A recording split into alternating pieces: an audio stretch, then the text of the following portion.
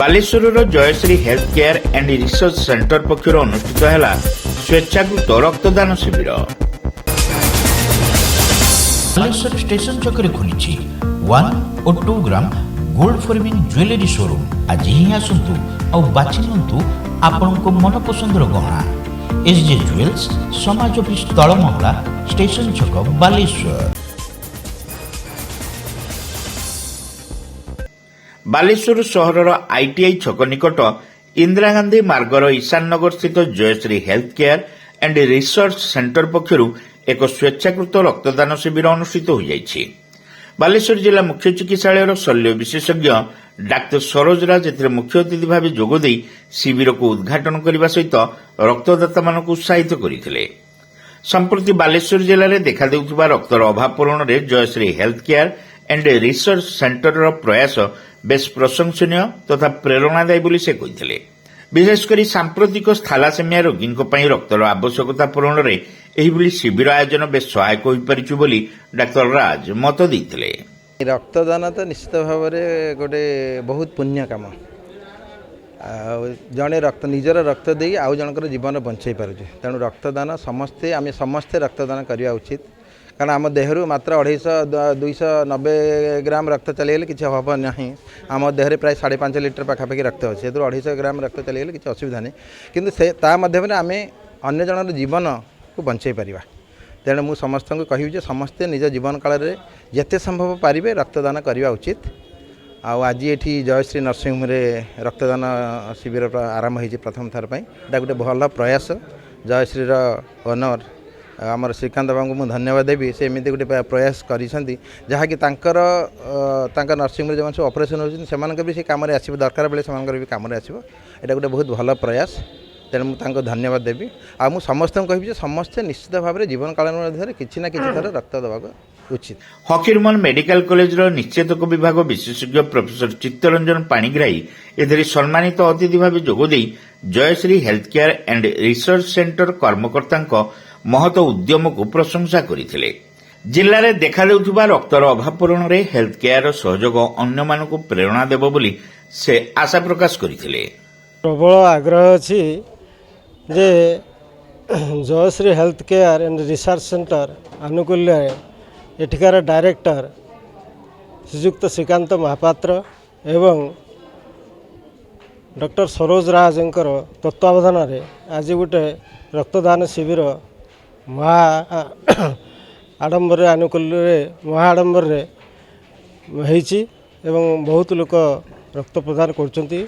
ଏଇଟା ଗୋଟେ ମହତ୍ କାମ ଏବଂ ଏହାଦ୍ୱାରା ବହୁତ ଲୋକ ଉପକାର ପାଇବେ ଏବଂ ଯେଉଁମାନେ ନିଡି ମାନେ ଶୀଘ୍ର ବ୍ଲଡ଼ ଚାହୁଁଛନ୍ତି ଏବଂ ସେମାନଙ୍କୁ ଜୀବନ ରକ୍ଷା ପାଇଁ ଏହା ଏକ କାମରେ ଆସିବ।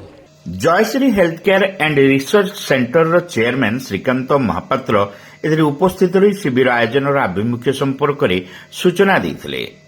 ମୁଁ ଦେଖିଲି ଆମର ରକ୍ତ ଏଠିକି ବହୁତ ଲୋକ ଆସୁଛନ୍ତି ଅପରେସନ୍ ହେବା ପାଇଁ, ରକ୍ତ ପାଉନାହାନ୍ତି। ଆଉ ଆମେ ବି ବ୍ଲଡ଼ ବ୍ୟାଙ୍କକୁ ଯାଉଛୁ, ସେମାନେ ବି କହୁଛନ୍ତି ଆମ ପାଖରେ ବ୍ଲଡ଼ ନାହିଁ। ମୁଁ ଦେଖିଲି ଆମେ ଯଦି କିଛି ବ୍ଲଡ଼ କଲେକ୍ସନ୍ କରି ବ୍ଲଡ଼ ବ୍ୟାଙ୍କକୁ ଦେଉ, ତାପରେ ଆମ ରୋଗୀମାନେ ସେ ଯେତେବେଳେ ଯିବେ ସୁବିଧା ଅସୁବିଧାରେ ସେମାନେ ଆମକୁ ବ୍ଲଡ଼ ଦେବେ। ଆଉ ଏଥିପାଇଁ ଡକ୍ଟର ସରୋଜ ରାଜ ଆମକୁ ବହୁତ ଇନ୍ସପାୟାର କଲେ ଯେ ଆପଣ ଏଇଟା ଗୋଟେ କରନ୍ତୁ। ତାଙ୍କ ତତ୍ତ୍ୱାବଧାନରେ ସବୁ ଜିନିଷ ହେଲା। ଆଜି ବି ଆମର ଭାବୁଛୁ ଯେ 50-60 ୟୁନିଟ୍ ରକ୍ତ ସଂଗ୍ରହ ହେବ। ଆଉ ଏମିତି ଆମେ କରିଚାଲିବୁ। ମଝିରେ ମଝିରେ ଏମିତି 2-4 ମାସକୁ ଥରେ ଲେଖାଏଁ ଆମେ ବ୍ଲଡ଼ କ୍ୟାମ୍ପ କରିବୁ। ଆଉ ସମସ୍ତଙ୍କୁ ଆମେ ବାର୍ତ୍ତା ଦେବୁ ଯେ ବ୍ଲଡ଼ କ୍ୟାମ୍ପ କରି ଲୋକଙ୍କ ଜୀବନ ବଞ୍ଚାନ୍ତୁ ଆଉ ନିଜେ ବି ବଞ୍ଚନ୍ତୁ।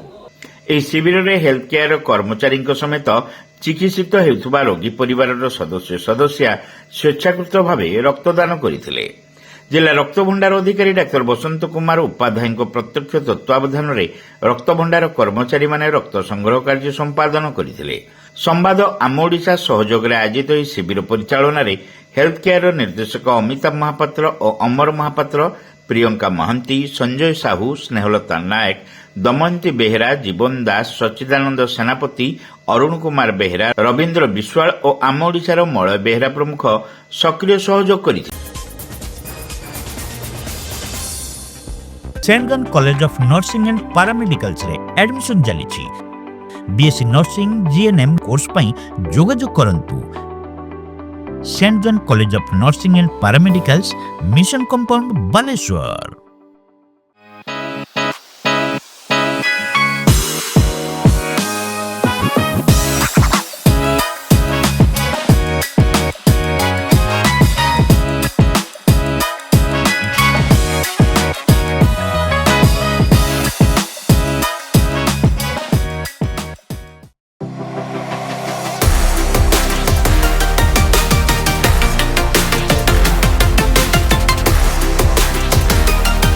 मां लक्ष्मी ज्वेलर्स, विवेकानंद मार्ग, चिड़िया पोलो, Baleswar. Welcome to Pratiksha Fertility and IVF Clinic, Baleshwar. With state-of-the-art facilities and cutting-edge equipment, we provide the highest standard of fertility care. Pratiksha Fertility and IVF Clinic, Baleshwar. Pipe किनिबा पूर्वरु pipe रो पारिबा पणिया उपरे प्रत्येक प्रश्नर उत्तर आमे दबु। पानीर प्रखर जेते तीव्र हो अबा पानीर शिखर जेते उच्च हो, एमके प्लास्ट कंपनी रे निर्मित एमकेपी ब्रांड रो सुदृढ़ एवं दीर्घस्थायी पीवीसी एंड एचडीपीई पाइप्स सर्वदा नंबर 1। सर्वनिम्न मूल्य रे सर्वोत्तम पाइप किनिबा पई जोगाजोग करंतु। MK Plast private limited, Ramdaspur industrial estate, Godisahi, Cuttack district. Pin 754006। Call करंतु 8637278439 किबा ईमेल करंतु admin@mkplast.in।